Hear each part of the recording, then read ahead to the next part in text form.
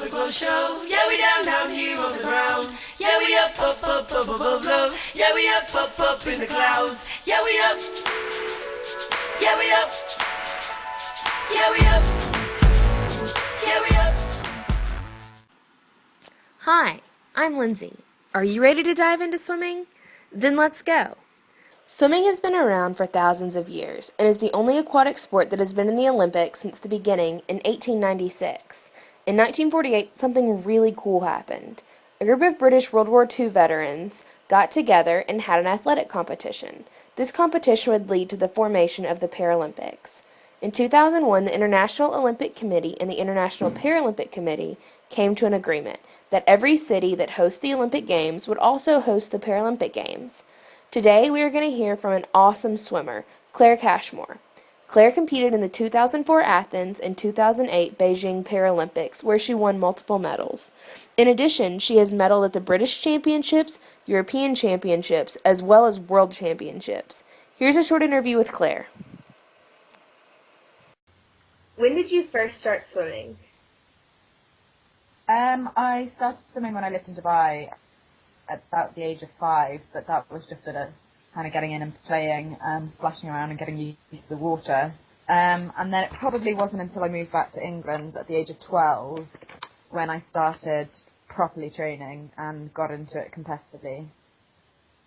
And what is your favorite part about swimming? I'd say probably competing. Obviously, the training and getting up at 4 a.m. Isn't really that fun, and I don't think it's one of my favourite parts. But no, I think going and competing and standing on that medal podium wearing that GB tracksuit is definitely what keeps me going through those hard, early, dark, cold mornings. And how old were you at your first international competition?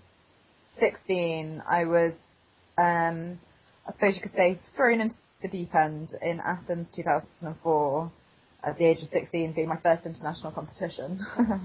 Wow, that's only 4 years after you really started swimming. That's crazy. Yeah. It all happened very quickly. What is your favorite event to swim? The 100 breaststroke is my main event, and I think it's probably my favourite.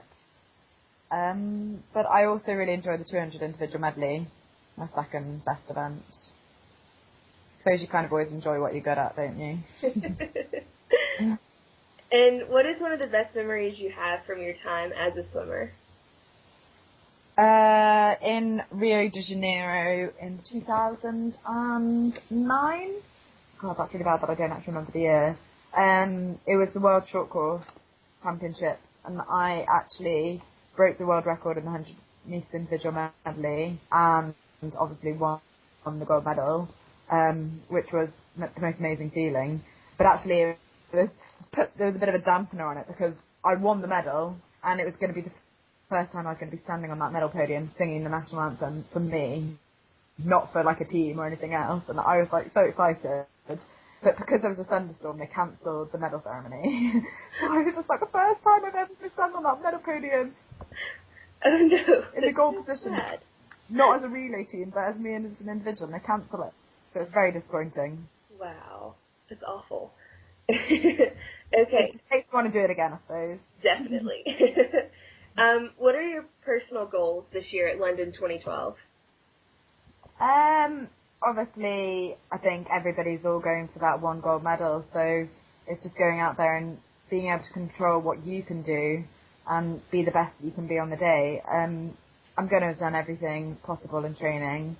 I don't want to leave any stones unturned, so it's just making sure that I go out there and give everything I've got, and, you know, if I give my best swim, then that's all I can ask for, if I give everything on that day.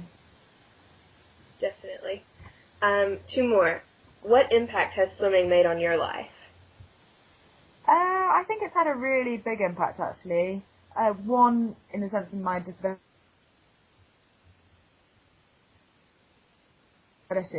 Going to, I remember my first disability competition, I was so almost overawed by all the disabilities and seeing so many people with, you know, missing parts all over the place. And it was quite intimidating to begin with.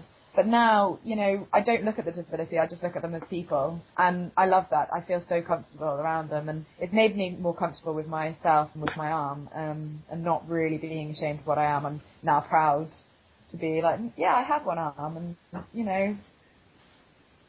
that's me, accept it.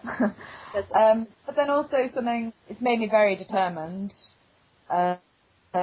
being told like from a young age that you can't do something because you've only got one arm. It obviously spurs you on to prove them wrong, but also it keeps you organised, and I've been able to travel the world, I've been able to meet some really amazing people, I've met some of my best friends through swimming, and friends all over the world, which is fantastic. So when I want to go travelling, I know that I'll probably have somebody to go and visit.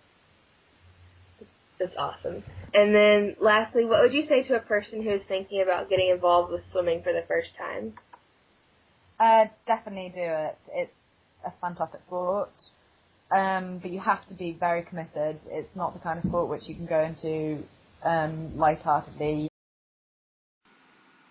Thanks so much for tuning in. Stick around for our next episode where we will dive into the awesome sport of diving.